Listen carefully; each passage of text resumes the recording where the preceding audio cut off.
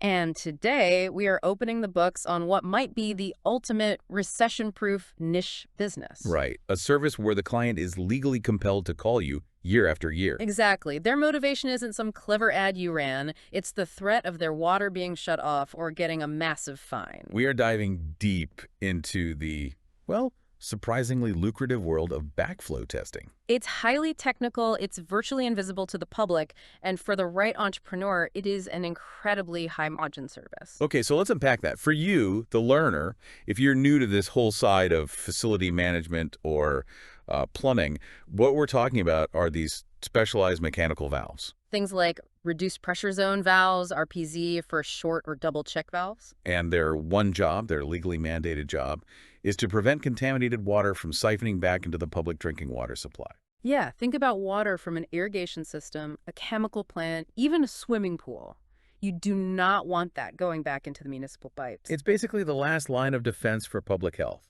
And you're selling a mandatory public safety certification that's just, disguised as a routine service call. We've gathered a whole stack of sources on this. We've got the business mechanics, the regulatory landscape, the economic. From all over, really. The USA, Canada, the EU, and the UK. And our mission for this deep dive is to understand why this specific compliance niche offers such high margins, and critically, how a solopreneur could launch and scale a business where the law is basically your best salesperson. It all comes down to the core driver, which is just pure regulatory force. Forced demand. Completely. The demand isn't elastic at all. Clients don't buy this service because they suddenly feel proactive about water safety. No, they buy it because the law says they have to, with annual or sometimes biennial certification. And the alternative is immediate, it's financially painful, and it often means the property owner literally loses access to water. So that creates an incredibly low churn model. It's foundational. But if the demand is so guaranteed, why aren't just, regular plumbers flooding this market? What's the hidden friction that keeps it specialized? The friction is in the specialization itself. The licensing, the liability. This is not basic plumbing. Okay. The service scope requires very specific knowledge, calibrated tools, and incredibly detailed compliance reporting. So you're testing the device, tagging it. Doing minor repairs if needed, and then filing all the critical compliance paperwork. You're selling the value of handling that entire administrative headache for them. Let's talk about the global context for that forced demand. How different is it from place to place?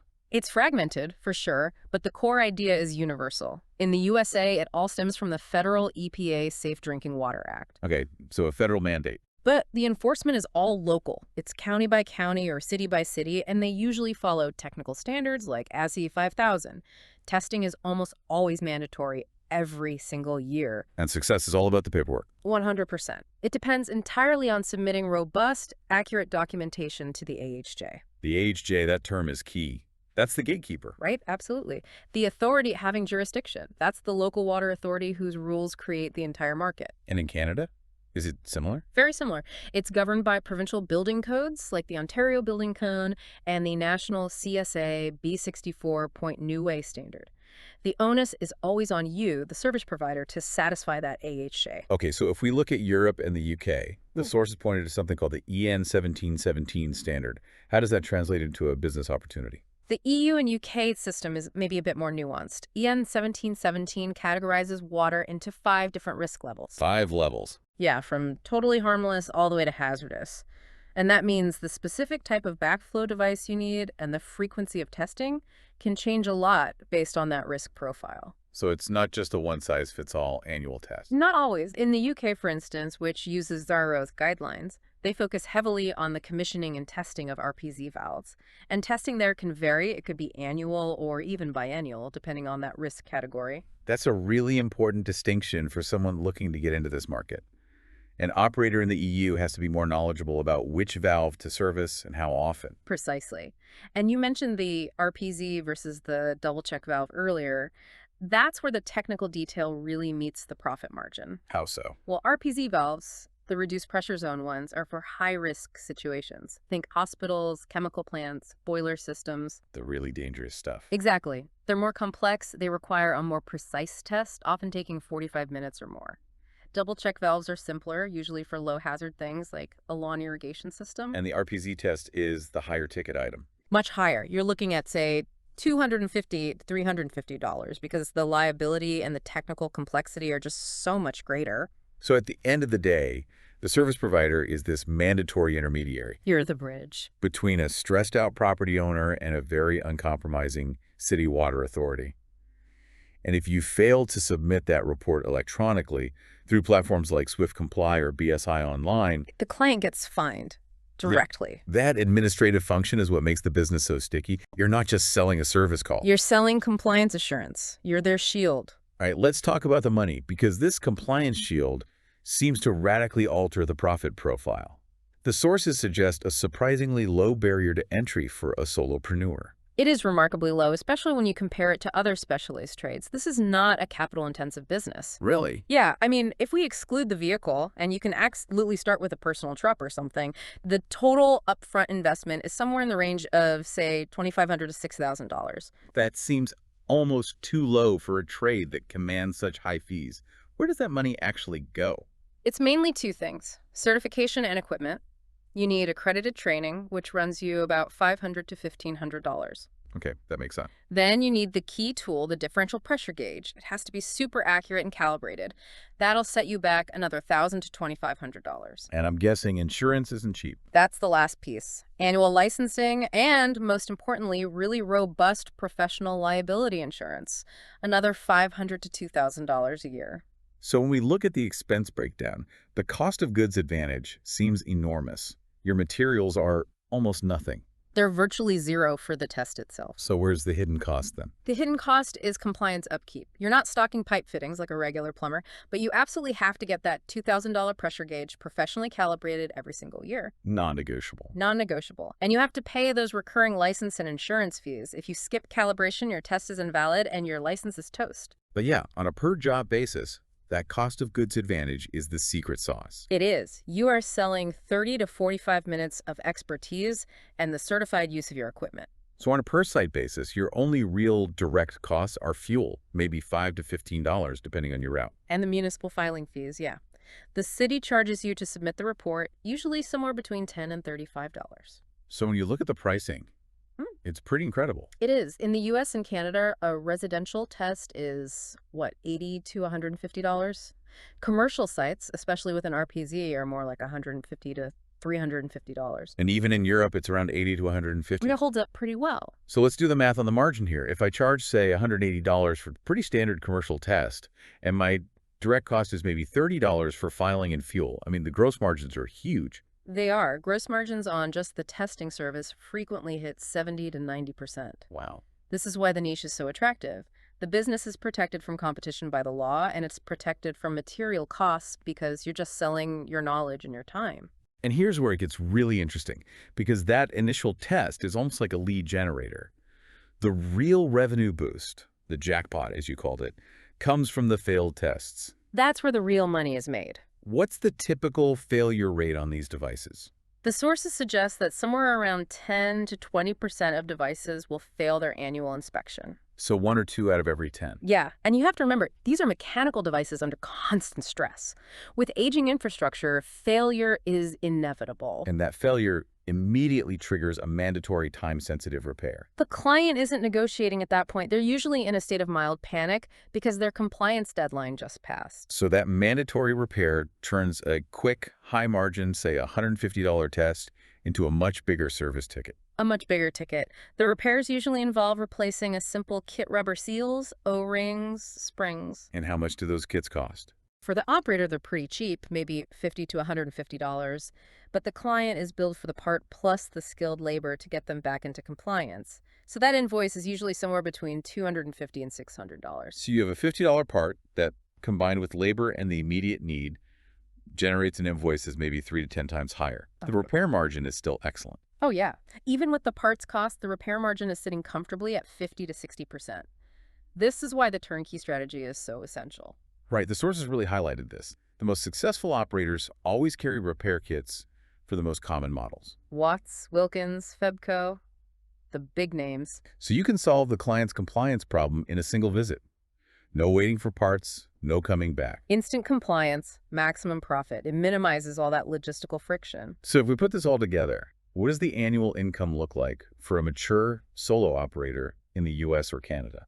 The figures are pretty compelling. If you're efficient, doing maybe 5 to 8 tests a day, 250 working days a year, your annual testing revenue alone is easily $125,000 to $200,000. And then you layer that guaranteed repair revenue on top. Exactly. You add another, call it $30,000 to $50,000 in repairs. Then, after all your expenses, fuel, software, insurance, calibration, call it 40K to 60K, the owner's net profit can reliably land between $100,000 and $150,000 per year. That is a very strong six-figure return for a highly specialized, low-inventory business. It's a great model. Okay, but we need the reality check. It can't all be predictable profit. What's the nightmare scenario every tester has to manage? And that gravity is vital. Yeah. The first and biggest risk is liability. It's huge. How so? If you pass a faulty device and a major backflow event happens that contaminates the water supply, the civil liability is just enormous. We saw one report about a property manager fined $20,000 just because their tester didn't use the right electronic filing system. Wow. So high-quality professional liability insurance is absolutely non-negotiable. Okay, that puts the insurance cost in perspective. What about the day-to-day grind? Logistics. It's all about logistics. Your profitability hinges entirely on what we call route density. So packing your jobs tightly together. Yes. If you spend an hour driving between two $100 residential jobs, you've just wiped out half your profit for both of them. And then there's seasonality. A huge factor. In colder places like the northern US or Canada, you get these massive stressful peaks in the spring when all the irrigation systems turn back on. It's a frantic scramble for a few months. Okay, so let's talk about scaling.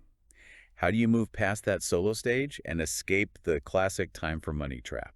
The sources are really clear on this. You have to make a key shift away from those low-ticket, high-friction residential jobs. Residential is the bottleneck. It's the scaling bottleneck, exactly. Low revenue, high travel time. The smart strategy is to target commercial real estate and property management companies. Okay, so explain that consolidation benefit. How does getting a portfolio client change the whole game? It changes the unit economics completely. Instead of driving across town for one device at a house, you get one client, a shopping center, a corporate campus, an apartment complex. They might have 10 or 20 devices on one property. 10, 20, sometimes more. You're achieving maximum route density in one location. A technician can knock out a dozen tests in an afternoon instead of crisscrossing the entire city. And technology is what separates you from the general plumbers who are just dabbling. It's the primary differentiator. Automation is what reduces your administrative drag, and critically, it minimizes your liability. So you're not just using a digital testing gauge. No, these successful firms implement automated scheduling and reminders that ping the property manager 30 days before their compliance deadline. You're literally managing their legal calendar for them. And the digital documentation is the moat around the business. It is the audit shield. Centralized documentation, customer portals with all their compliance certificates. That's essential for scaling. The ability to geotag a test, timestamp the report, and instantly file it with the AHJ is what property managers pay a premium for. That's a professional service. It's a professional efficiency and a guaranteed audit trail. Let's connect this back to those regional differences we talked about. Sure, so the USA, it's a massive market, but it's also got that highly fragmented regulatory challenge. You might need licenses for 3 different counties that are all right next to each other. And competition is probably fierce in big cities. Very fierce. Whereas in the EU, it can be an interesting trade-off. How so? Well, dealing with multi-country standards like Germany's DVGW rules and maybe language barriers for reporting, that's tough.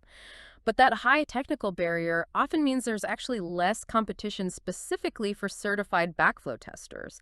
The complexity itself is a barrier to entry. So no matter where you are, what's the one key factor that keeps the margins high? It's maintenance, maintaining your licenses, maintaining your high-quality insurance, and making sure your equipment calibration is always, always up to date. The business is protected by compliance, so your ability to remain perfectly compliant is your greatest asset. You're selling certainty in a world of regulatory anxiety. That's it, exactly. So what does this all mean for you, the learner? I think we've looked at the sources and can confirm the core value proposition here. Backflow testing is a strong, low-overhead service business. It offers predictable, recurring annual revenue and very high net profit margins. We're talking 40 to 60% net. And it's all protected by government mandates. Right. You don't have to convince anyone they need this service.